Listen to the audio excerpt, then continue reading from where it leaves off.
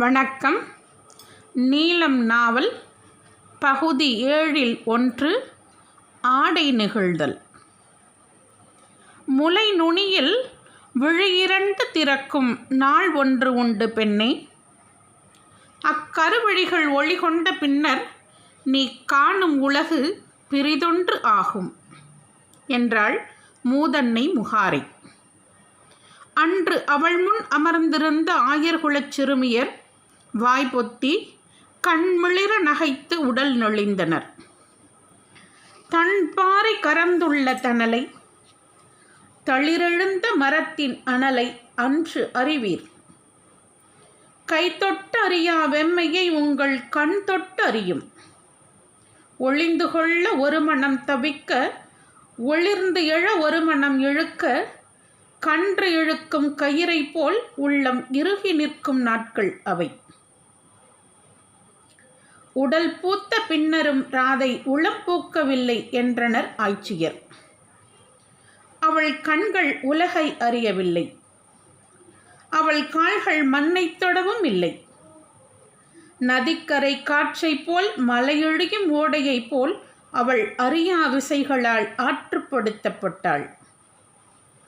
அவளுடன் மலர்ந்த தோழியரெல்லாம் கண்ணிமைகள் தாழ, சொவ்விதழ்கள் பழுக்க, கைவிரல்கள் ஆடை சுழிக்க, நீள் கழுத்து மயிலெனச் சொடுக்க, பேரியாழ் கார்வையென குரல் தாழ்த்தி இளநாணம் இடைக்கலந்து பேசத் தொடங்கினர். கள்ளம் கலந்து அவர்கள் பேசும் ஒலியை கன்னம் தொட்டாடும் காதணிகளே அறிந்தன. கண்ணை விட கண்முனை ஒளிகொள்ளும் பார்வைகளை நெற்றி வழிந்து நெளிந்தாடும் குழல் சுருள்களை அறிந்தன.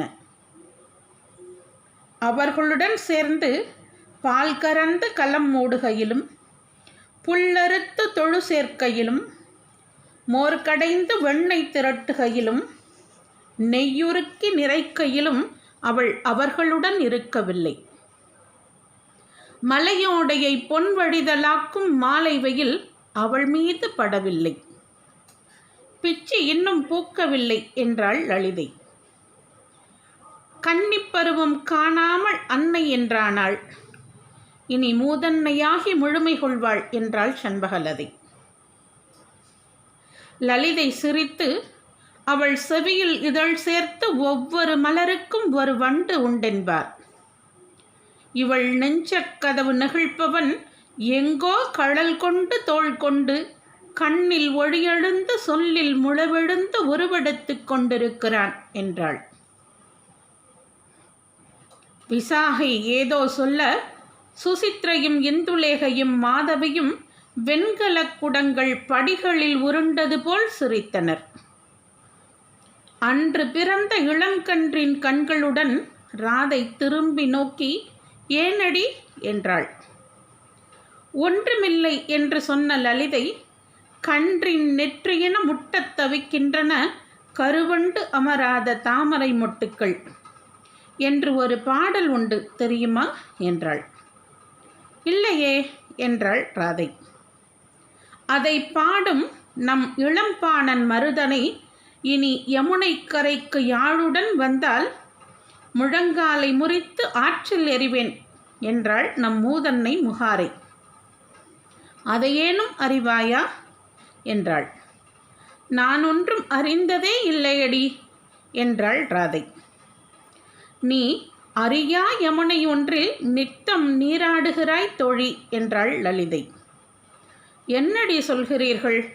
உங்கள் சொற்கள் எல்லாம் புதிர்களான மாயம் என்ன என்றாள் ராதை.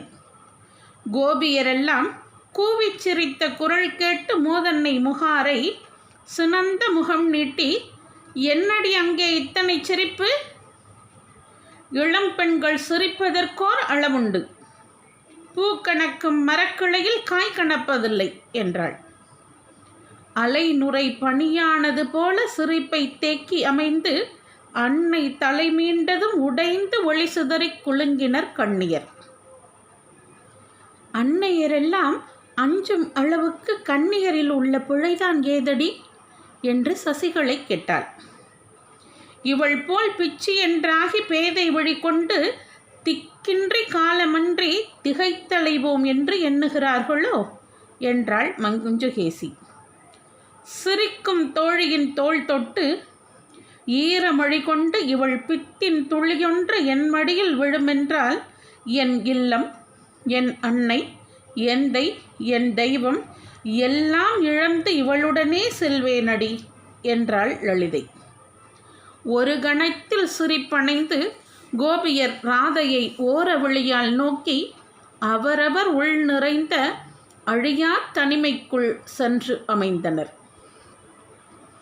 திமிரும் காளைக்கன்றை இளந்திமிழ் சேர்த்து அணைப்பது போல ராதை கண்ணனை தழுவுதல் கண்டு ஒரு நாள் லலிதை கேட்டாள், கோகுலத்தின் இளமகன் வளர்ந்து விட்டான். அதை உன் விழி அறியவில்லை என்றாலும் கை அறியவில்லையா? ராதை விழி சுருக்கி, யார் வளர்ந்தது? கண்ணனா? நான் அறியேனடி என்றாள். லலிதை சற்றே சுனந்து, பிச்சி, மலையில் மழை விழுந்து யமுனை பெருகுவதை நீர் நோக்கி அறிய முடியாது. கரையோர மரம் நோக்கி அறிய வேண்டும். கண்ணனை நோக்காதே, உன்னை நோக்கு என்றாள். என்னுள் ஏதும் மாறவில்லையேடி. என் கண் நிறைத்து கை ததும்பும் குழவி என்றே அவன் தெரிகிறான் என்று ராதை சொன்னாள். எவரிடம் நீ விளையாடுகிறாய்? உலகுடனா? உலகாகி உனைச் சூழ்ந்த அவனிடமா? அவனைச் சூழ்ந்த உன்னிடமா? உன்னுள் உறையும் தனிமையிடமா என்றாள். ராதை காலை ஒளி நிறைந்த நீல மலர் போல விழிவிரித்து, நீ சொல்லும் ஒரு சொல்லும் எனக்கு பொருளாகவில்லையடி என்றாள். லலிதை சீறி முகம் சிவக்க பால் மணம் மாறி அவன் உடலில் புதுமழைப்பட்ட மண்மணம் எழுவதை நீ அறியவில்லையா? இளம்பிஞ்சு கைகால்கள் இறுகுவதை, பைதல் குறுமொழி மணியோசையாவதை கண்டதே இல்லையா? சொல். அவன் கண்ணில் எழும் சிரிப்பை, சொல்லில் எழும் குறும்பை நீ இன்னுமா அறியவில்லை? அகநாடகம் ஆடுவதை நிறுத்து. நீ அடியெடுத்த நாள் முதலே உன்னை அறிந்தவள் நான் என்றாள். கண்ணன் கால் கொண்டதை அறிவேன். அவன் சொல் முழுத்து பொருள் கணப்பதை அறிவேன். ஆயினும் நானறிந்த கண்ணன், நானறிந்த கண்கள் என்றே என் அகம் சொல்கிறது தோழி என்று சொன்னாள் ராதை. உன்னை உதறாமல் ஒரு சொல்லும் உணரமாட்டாய் என்று சொல்லி எழுந்து சென்றாள் லலிதை. கோபியரெல்லாம் கண்ணனை விட்டு உடலால் விலகி உள்ளத்தால் அணுகுவதை ராதை கண்டாள். நேர்வழி பார்வை விளக்கி நுனிவழி நோக்கால் அவனை தொடர்ந்தனர் அவர்கள். அவன் சென்ற வழியெல்லாம் அவர்கள் விழி சென்று அமைந்திருந்தது. அவன் விழி திரும்பும் போது அவை சிறகு தாழ்த்தி மணிமூடி மயங்கின. அவன் நேர்கொண்டு பேசுகையில் விழி விலக்கி தலைகவிழ்ந்து சென்றனர். பின் அவன் பெயர் சொல்லி தங்களுக்குள் நாணினர். அவர்கள் அறியும் கண்ணன் யார்? என்னதான் ஆயிற்று அவனுக்கு? அவன் நீலமணி கால்கள் நிலத்தமைவதன் உறுதி, கங்கணம் அணிந்த கைகள் வளைதடை வீசுவதன் தேர்ச்சி, சொற்களில் ஏறும் மும்முனை கூர்மையின் ஒளி. கண் நோக்கி நிற்கையிலே அவன் கண்ணனல்ல என்றாகி போவானா என்ன? ராதை 100 விழிகளால் நோக்கி நின்றாள். 100,000 முறை எண்ணி எண்ணி அகம் சலித்தாள். என்னவன், என் கண்ணன், என் கை, என் கழல், என் உடல் என்றே சொல்லி அவனை சூழ்ந்திருந்தது எளிய சிந்தை. பிச்சியென பெயர் கொண்ட அவளை எண்ணி அன்னை உறும் பெரும் துயரை அவள் அறிந்தாள். நீ கோகுலம் சென்றதற்கு நான் ஒன்றும் சொன்னதில்லை. விருந்தாவனம் செல்ல நான் ஒப்பேன். அந்த ஆயர் மைந்தன் இன்று ஆளாகி எழுந்து விட்டான். ஊர் அலர் சூழ்ந்தால் உன்னை எவர் கொள்வார் என்றாள். எவர் என்னை கொள்ள வேண்டும்? என்னை கொள்ளும் விரிவுள்ள இல்லம்தான் ஏது என ராதை நகைத்து, ஒரு துளியும் வழியாமல் யமுனையில் அணை கட்ட எவரால் இயலும் அன்னையே? நான் மண்ணுலகில் எவருக்கும் பெண்ணல்ல என்றாள். பின் நீ யார்? விண்ணவர் கொல்ல வந்தாயா என்று அன்னை சீர, என் உள்ளம் விரிந்தமைய விண்ணிலும் வெளியில்லை அன்னையே என்றுரைத்து ஆடை காற்றாட கூந்தல் எழுந்தாட வெளியே ஓடினாள். காற்றையும் மலையூற்றையும் சிறையிடுதலாகாது என்று கீர்த்திதை அறிந்திருந்தாள். ஆட்சியர் நகையாடலை ஆயர் குளங்களில் பரவும் அவச்சொல்லை அவள் ஒவ்வொரு நாளும் கேட்டாள். அக்கா, கன்னிப் பருவத்தின் கால் தரிக்காமை நாம் அறியாததா?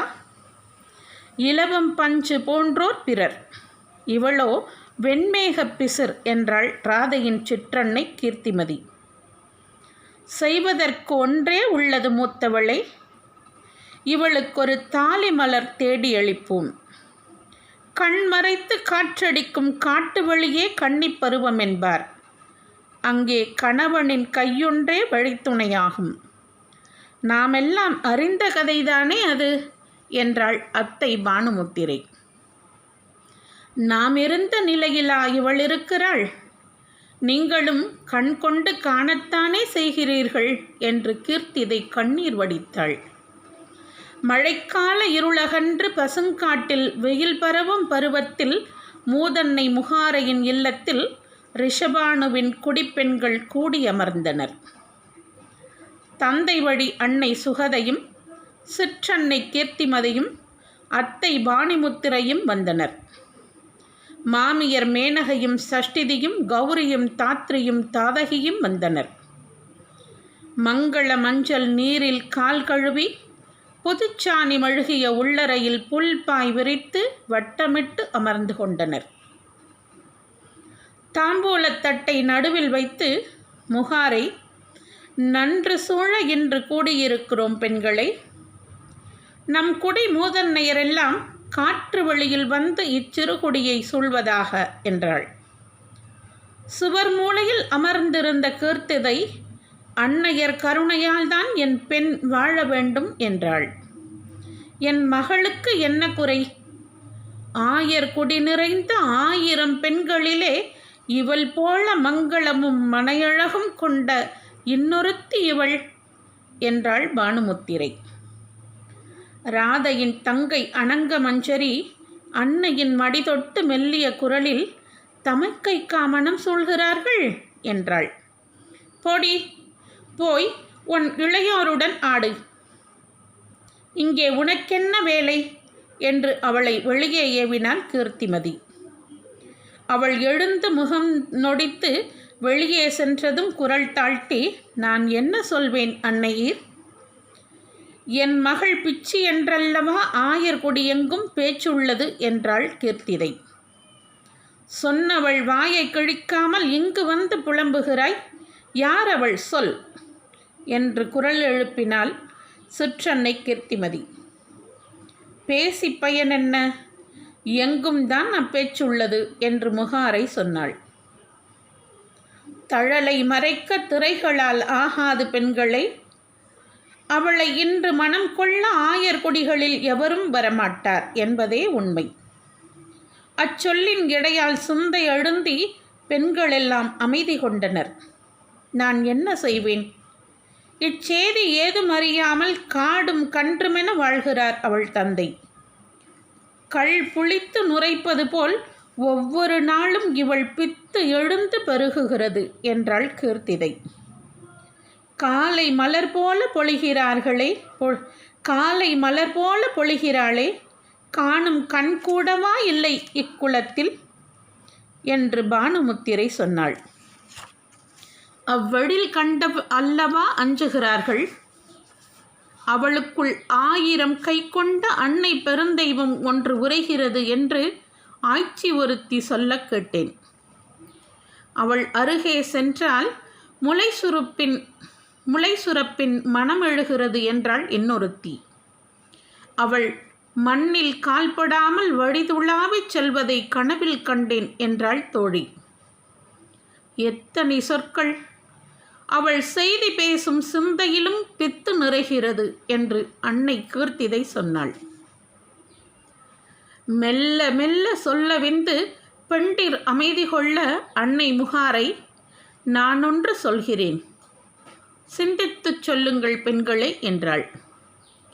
அவளை நோக்கிய பெண்களின் விழி தவிர்த்து அக்கரையின் ஆயர் குடியொன்றில் ஜடிலை என்னும் ஆய்ச்சி ஒருத்தி இருப்பதை குடிப்புகழ் பாடும் பாணன் சொல்லி அறிந்தேன். கைம்பெண் அவள். அவள் மகள் குடிலையும் கைம்பெண்ணே. அவள் மைந்தன் அபிமன்யு தென்மலை சாரலில் 1000 பசு நிறைந்த கொட்டில் கொண்டவன் என்றான். உடல் அசையும் ஒளிக்குப் பின் கீர்த்திதை, நம் பெண்ணை ஏற்க அவன் கொண்ட குறை என்ன என்றாள். அச்சொற்கள் கேட்டு அங்கிருந்த அன்னையர் விழிநடுங்கி அவளை நோக்கினர். தான் கேட்ட வினாவின் உட்பொருளை அப்போதே அறிந்த கீர்த்திதை விழி தாழ்த்தி கொண்டாள். அவன் தந்தை ஆயனல்ல, வேடன் என்றாள் முகாரை. மரபுள்ள ஆயர் குடியேதும் அவனுக்கு மகர்கொடை புரியாது. நம் குடிப்பெருமை அவன் அறிவான். நம் மகளையும் நன்கறிந்திருப்பான். தொழிநீர் சுனையில் துளைத்துச் செல்லும் மீன்கள் போல ஓசையற்ற உரையாடல் ஒன்று அங்கே நிகழ்ந்தது. மெல்ல உடல் அசைத்து, நாம் தேர ஏதுமில்லை அன்னையே, என் பிச்சிக்கும் மணமாலை விழுமென்றால் அதுவே போதும் என்றாள் கீர்த்திமதி. அவள் தந்தைக்குச் சொல்லத்தான் என்னிடம் சொல்லில்லை அன்னையே என்று சொல்கையிலே கண்ணீர் உதித்தாள். அவள் அன்னை சுகதை குரல் தீட்டி, அவனும் அறிந்திருப்பான் என்றாள். கீர்த்திதை அஞ்சிய விழிதிருப்பி நோக்க, தந்தைக்கும் விழியுண்டு பெண்ணே. காட்டில் இருந்தாலும் அவன் கண் ஒன்று இங்குதான் விழித்திருக்கும் என்றாள். கீர்த்திதை நீள்மூச்செறிந்து, ஆம், இப்போது அதை அறிகிறேன் என்றாள். மைந்தனை அன்னை அறிவாள், மகளை தந்தை அறிவார். அணுக்கத்தால் அறியாதவையெல்லாம் விளக்கத்தால் துளங்கி வரும் என்றாள் சுகதை. விரல் பாவை சரட விழுந்தது போல் அங்கிருந்த அன்னையரெல்லாம் மெல்ல எளிதாகி மூச்செறிந்தனர். கை நீட்டி வெற்றிலை எடுத்தனர். அவ்வண்ணமே ஆகுக என்று கீர்த்திதை சொன்னாள். பின்பொரு நாள் அன்னை ராதையிடம், ஆயர் மகளை, உன்னை மனம் கொள்ளும் ஆயனும் அவன் அன்னையும் கன்றுடன் நீ காட்டில் நிற்கையில் உன்னை கண்டு உளம் உவந்தனர் என்றாள். அச்சொல்லை அவள் அறிந்தது போலவே தோன்றவில்லை. மேலாடை எடுத்து தோளிலிட்டு அவள் வீட்டு விட்டு இறங்குகையில் அன்னை அவள் கையை பற்றி, இனி நீ இல்லம் நீங்களாகாது. இன்னொரு மனை நிறைக்கும் மணமகள் நீ. முறைமீறி சென்றால் முதற்பழி உன் தந்தைக்கே என்றாள். நான் இங்கிருப்பதனால் இங்குளேன் என்றாவேனா என்று சொல்லி நகைத்து அன்னை கையகற்றி சிறகடித்து எழுபவள் போல் விலகிச் சென்றாள் ராதை. மழைக்கலங்கள் தெளிந்து நீல நீர்ப்பெருக்காய் கரை தழுவி ஓடிய யமுனை கரைமேல் அவள் செல்லும் போது வேர்ப்படிகள் அமைந்த துறையிலிருந்து லலிதை அவளை அழைத்தாள். வாடி என்று. நீரெங்கும் நிறைந்துள்ளது நீர்மருத மலர்வாசம். கரையில் நின்று, இல்லை, நான் பிருந்தாவனம் செல்லும் நேரம் என்றாள் ராதை. அவளை பிடியுங்களடி என்று சண்பகலதை கூவ ராதை விலகி மலர்பூத்த கொன்றை வனத்துக்குள் ஓடினாள். ஈர ஆடை விசும்பி ஒலிக்க கோபியர் அவளை துரத்தி வளைத்து பிடித்தனர். வளையல் நொறுங்க மேலாடை கடன்று விழ கைப்பற்றி இழுத்து வந்து நீரில் இட்டனர். எங்களுடன் இளம்புணலாட தயங்குகிறாய், ஆயர் சிறுவனுடன் நாளெல்லாம் ஆடுகிறாய், நாணமில்லையாடி உனக்கு என்றாள் கஸ்தூரி. விசாகை அவள் மேல் நீரள்ளி வீசி, காளிந்தி உன்னை தழுவினால் கற்பிழப்பாயோ? ஆயர் குலச்சிறுவன் தோள் தழுவினால் மட்டும் உன் தெய்வங்கள் வந்து சாமரம் வீசுமோ என்றாள். சினந்து, என்னடி சொல்கிறாய்? உன் நாவென்ன நெளியும் நாகமா என்று ராதை அவள் கூந்தலை பிடித்திழுத்தாள். ஏனடி சினம்? அவன் கன்று மேய்க்க குழலூதி நின்றான். நீ கண்மயங்கி அங்கே கன்றாகி நின்றதை நாங்களும் கண்டோம் என்றாள் சுசித்ரை. ராதை கண்ணீர் மல்கி கீழ்ச்சொல் கேட்டு, என் செவி கூசுகிறது, நான் செல்கிறேன் என்று கரை நோக்கிச் செல்ல, அவளை பிடித்து நீரில் ஆழ்த்துங்களடி என்று லலிதை கூவினாள். கோபியர் பாய்ந்து ராதையின் கைகளை பற்றி நீரில் இழுத்துச் சென்றனர். மூச்சில் நீர் கலக்க ராதை வாய் திறந்து கூவி அவர்களை அலைசிதற அறைந்தாள். அவள் கைகளையும் கால்களையும் அள்ளி பற்றினர் தோழியர். ஐயோ, என் ஆடையை விடுங்களடி என்று ரங்கதேவி கூவி நீரில் மூழ்க, அப்பால் லலிதை அவள் மார்பில் சுற்றியிருந்த ஆடையை தூக்கி காட்டி, இங்கிருக்கிறது, வேண்டுமென்றால் வந்து என் குளம்பாழ்த்தி தலைவணங்கி பெற்றுக்கொள் என்றாள். ரங்கதேவி ராதையின் ஆடையை பட்டு இழுத்து அவளை சுழல வைத்து பொன்னுடல் மின்னி நீரில் மறைய தன் கையில் எடுத்தாள். சிரித்து கூவி அதை கையில் சுழற்றி கொண்டு யமுனையை ஆடையாக்கினாள் ஆயர் மகள் ஒருத்தி. மண்ணுலகில் ஒரு பெண் இதைவிட பெரிய ஆடையை அணியலாகுமோ என்றாள். ராதை நீரில் மூழ்கி விலகி கூந்தல் அலையிலாட கரிய தாமரை போல் தலையை தூக்கி ஆடையை அழித்துவிடு. வேண்டாமடி, எவரேனும் வந்தால் என்னவாகும் என்றாள். ஆயர் மைந்தனுடன் நீ கொண்ட உறவென்ன சொல் என்று ரங்கதேவி கூவினாள். இந்துலேகையின் ஆடையை விசாகை பற்றி சுருட்டி யமுனை நீர்ப்பெருக்கில் எறிந்தாள். ஐயோடி, என் ஆடை என்று லலிதை நீந்தி அதை பற்றச் சென்றாள். அது செம்மலர் போல் சுழித்து மறைய, அவ்வாறென்றால் எவருக்கும் இங்கே ஆடை வேண்டாம் என்று கூவி அவள் துங்கவித்தியின் ஆடையை பற்றி எடுத்து சுருட்டி வீசினாள். என்னடி ஆடல் இது? ஆடை அகற்றி ஆடுவதா? நாமெல்லாம் ஆயர்குல பெண்கள் அல்லவா என்று மூத்தவளான லசிகை கூவினாள். அவள் முளைமேல் ஒட்டிய ஆடையை இருவர் பிடித்தெடுத்து கொண்டு செல்ல கைகளால் தோள் பொத்தி நீரில் அமிழ்ந்தாள். மாறி மாறி ஆடைகளை பற்றி நீரில் வீசிச் சிரித்தனர். பொன்மீன்கள் உடல் மிளிர அலையெழுப்பி துள்ளியாடின.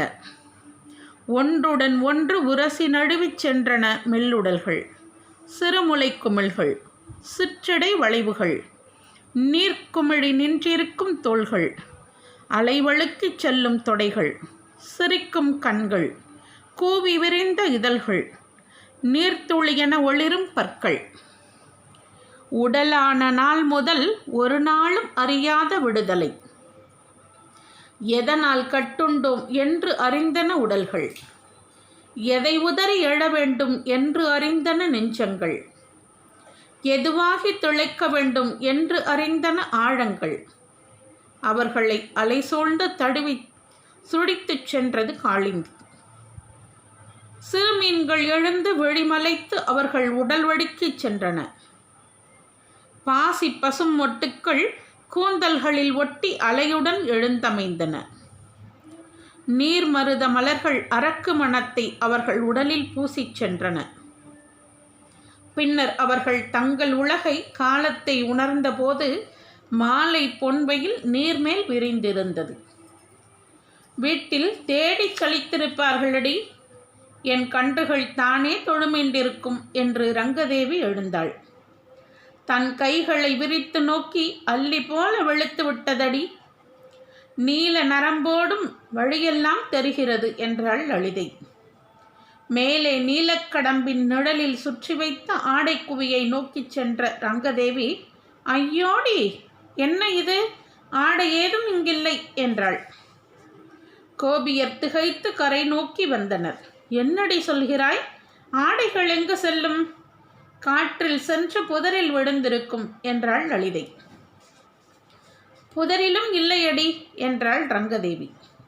இங்கே குரங்குகளும் வருவதில்லை என்று சண்பகலதை கூவினாள். ராதை எழுந்து சருகுகளுக்குள் பாரடி என்றபோது கடம்ப மரம் கனிந்தது போல் எழுந்த குழலிசையை கேட்டாள். அதை கேட்கும் தருணமெல்லாம் அவள் உடல் சிரித்து அசைவிழக்கும். விழி தூக்கி கடம்பின் மலர்கிளையில் அமர்ந்து இசை பெருக்கும் கண்ணனை நோக்கி கதிரொளி வாங்கும் மலர் மரமென நின்றாள். ஆயர் சிறுவன். அவன் கையில் உள்ளதடி நம் ஆடைகளெல்லாம் என்று சண்பகலதை கூவினாள். மீன் கூட்டம் துள்ளி விழுவது போல் உடல் மறைத்த பெண்கள் நீரில் பாய்ந்து விடுமொழி கேட்டாள் ராதை. பிச்சி, என்னடி செய்கிறாய்? வா இங்கே என அவள் கைப்பிடித்து இழுத்து நீரில் வீழ்த்தினாள் லலிதை. குழலிசை பொன் வண்ண பூங்கொடி என அசைந்தது. புகைச்சுருள் போல் அலைந்தது. தடல் உனி போல் பறந்தது. விழுந்து நாகமென நலிந்தது. வளைந்து அருவியென பொழிந்தது. பெருகு யமுனையென சென்றது.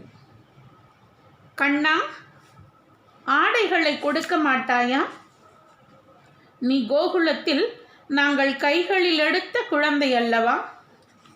எங்கள் கைகளால் அமுதுண்டவன் அல்லவா என்றாள் விசாகை. ரங்கதேவி அவனிடம் என்னடி பேச்சு? மூழ்கி ஒரு கல்லெடுத்து வீசி அவனை வீழ்த்துங்கள் என கூவினாள்.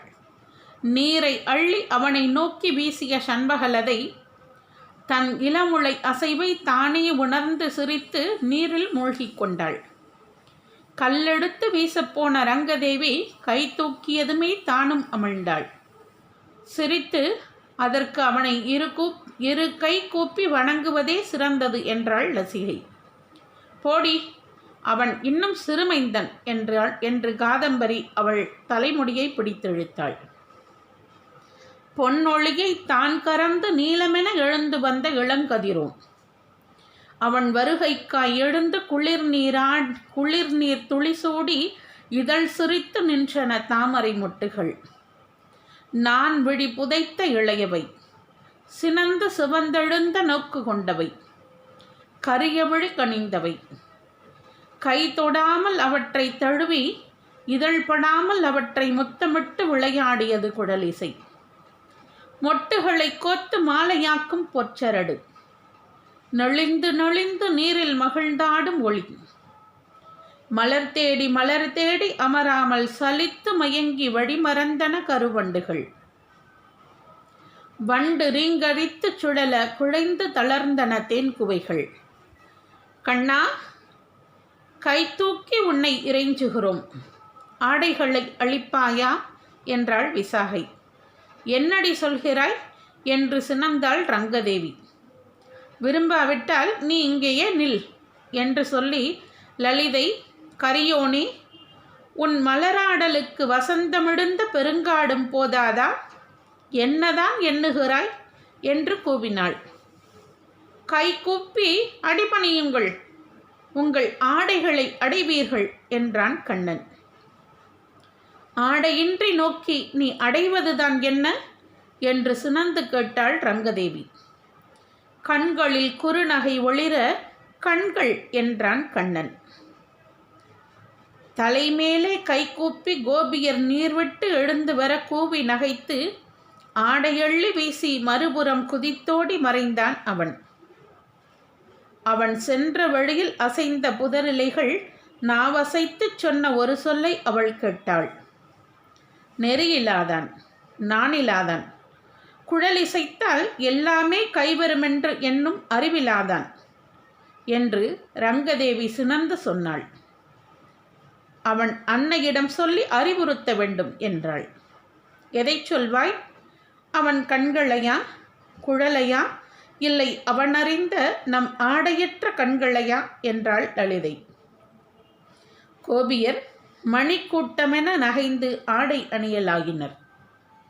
இருள் பரவும் நதிக்கரை மேட்டில் ஆடையால் உடல் மூடி தோள் குறுகி நடந்தாள் ராதை.